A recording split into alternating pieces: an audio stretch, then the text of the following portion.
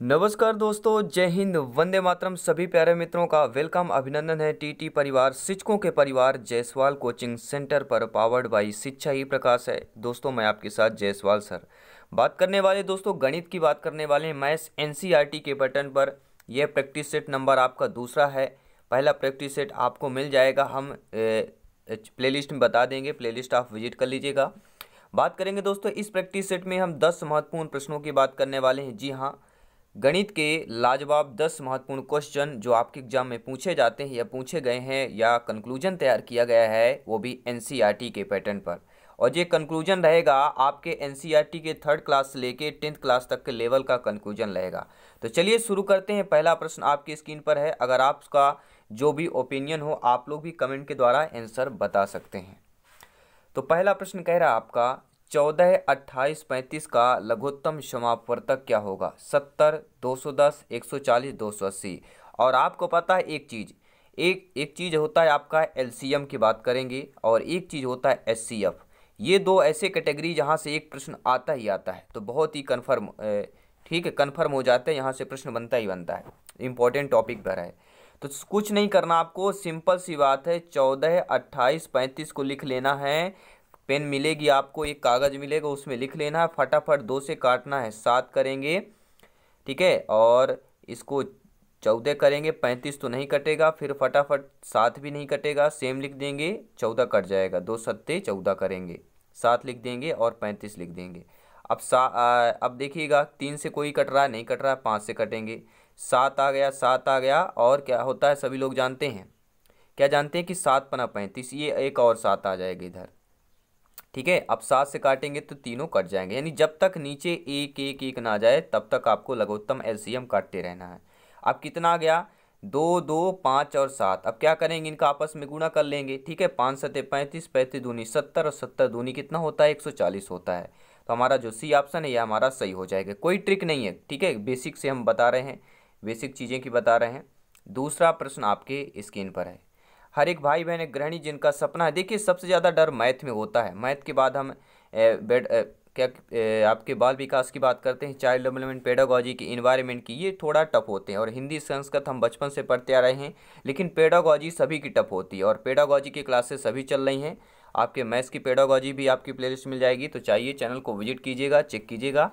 आइए इन top 10 question को practice set 2 को कंप्लीट करते हैं। 10 महत्वपूर्ण प्रश्न रहेंगे। दूसरा प्रश्न आपकी स्क्रीन पर है।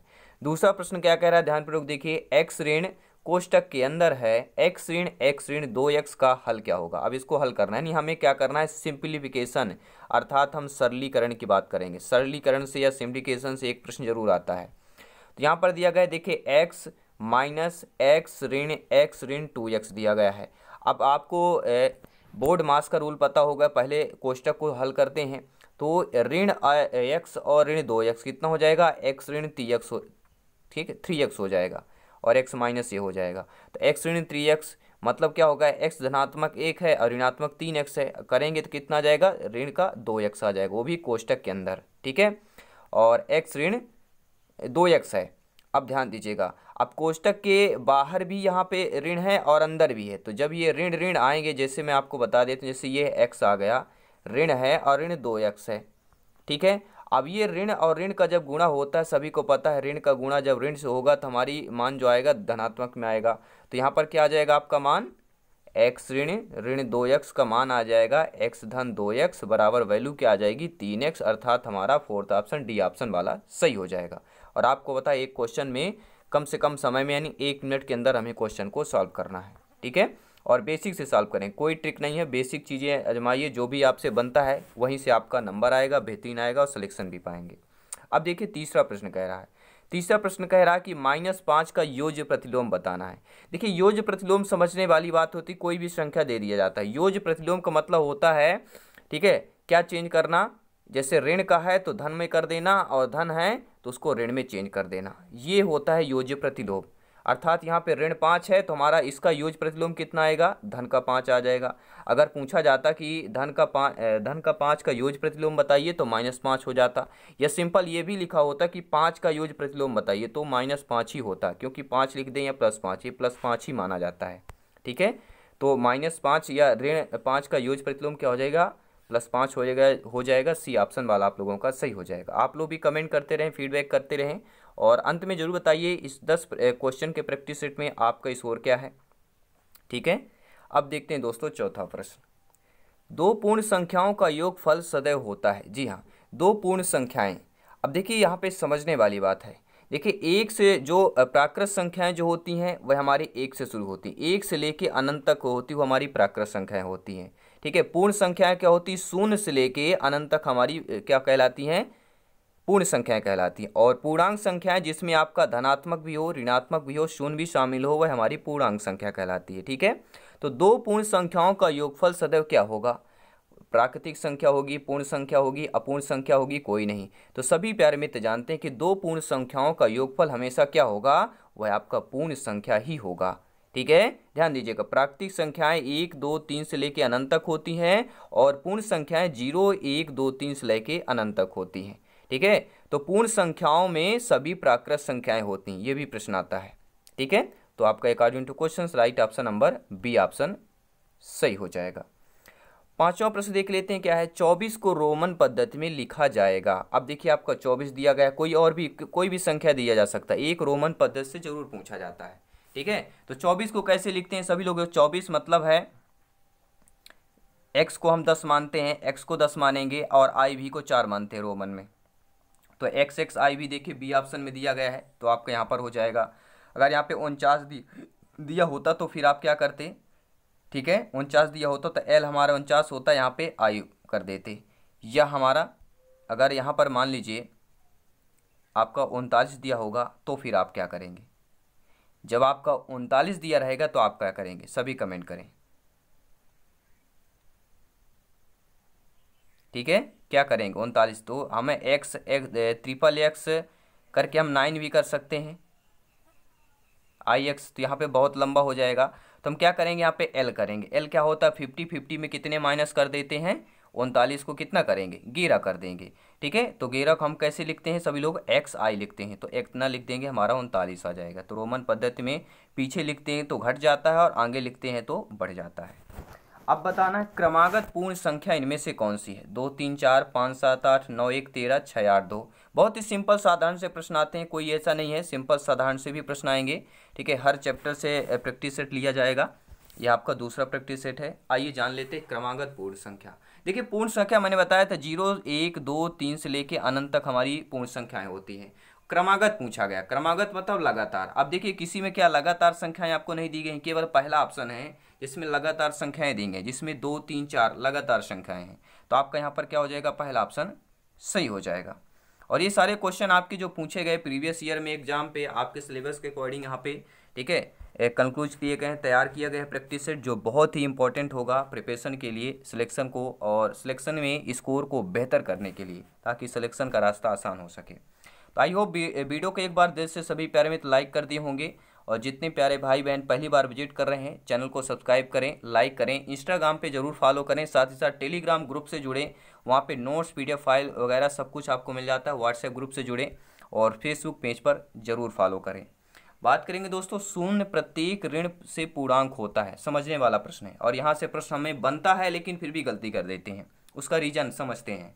शून्य प्रत्येक जो है ऋण पूर्णांक से होता है, ऋण पूर्णांक से होता है, क्या होता है, बराबर होता है, बड़ा होता है, छोटा होता है, कोई नहीं होता।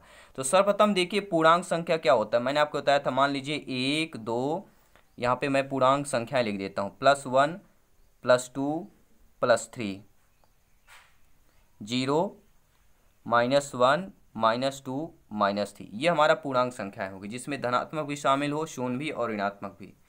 अब यहाँ बताना कि शून्य जो है प्रत्येक ऋण पूर्णांक से होता है।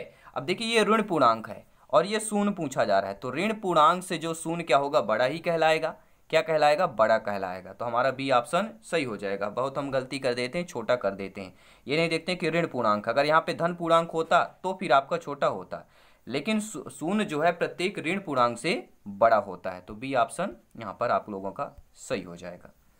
अब देखते हैं 8वां प्रश्न, प्यारा सा प्रश्न है कि 36 और 64 का महत्तम समापवर्तक क्या होगा। देखिए हमने पिछले 2 या 3 प्रश्न पर हमने क्या किया था, वहाँ पे या क्या LCM निकाला था और यहाँ पे HCF निकालना है, क्योंकि LCM HCF से एक प्रश्न जरूर आता है।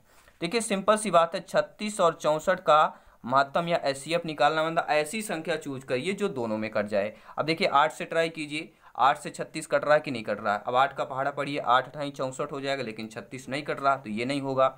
6 से ट्राई कीजिए, 6 छागा 36 कट रहा है, लेकिन 64 6 के पहाड़ा में नहीं आता है, 6 दाम 60, फिर क्या हो जाएगा 66 आ जाएगा। अब 2 से ट्राई करेंगे, 2 से यहाँ कट जाएगा। अब 4 से ट्राई कर सकते हैं, तो 4 नहीं 36 और क्या आएगा 64 भी कट रहा है कि नहीं कट रहा है, सभी करें। 4 एक कम 4, 2 बचेगा, 4 छंग 24 यानी 16, 16 चौको 64। हाँ तो 4 कट रहा है, तो अधिकतम हमारा क्या आ जाएगा 4, यहाँ पे क्या हो जाएगा 36 और 64 का 4 क्या हो जाएगा हमारा, क्या आ जाएगा HCF आ जाएगा, महत्तम समापवर्तक। या आप लोग ऐसे भी कर सकते हैं, नॉर्मली सी बात है, यहाँ पे काटेंगे, जैसे 2 से काटिए जो दोनों कट जाए, तो 18 दूनी 36 और 36 दूनी क्या होता है 64 होता है। 2 से काटिए 9 आ जाएगा और 36 काटेंगे 18 आ जाएगा। ठीक है, अब देखिए ट्राई कीजिए, 9 और 18 है, अब 2 से काटेंगे 18 कट जाएगा, लेकिन 9 नहीं कटेगा। ठीक है, अब आप देखिए 3 से ट्राई करेंगे, ठीक है 3 से कट जाएगा, लेकिन ऑप्शन में आपका नहीं दिया गया है, केवल 2 दूनी 4, ऑप्शन के देख अकॉर्डिंग की बात कर रहे हैं, तो 2 दूनी 4 हो जाएगा, इसका क्या हो जाएगा HCF हो जाएगा।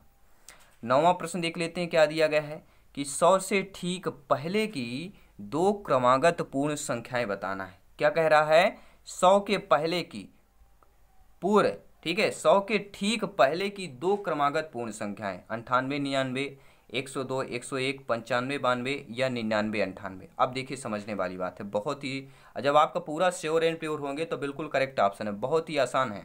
ठीक है, तो 100 से ठीक पहले, अब ये आपकी 100 संख्या हो गई।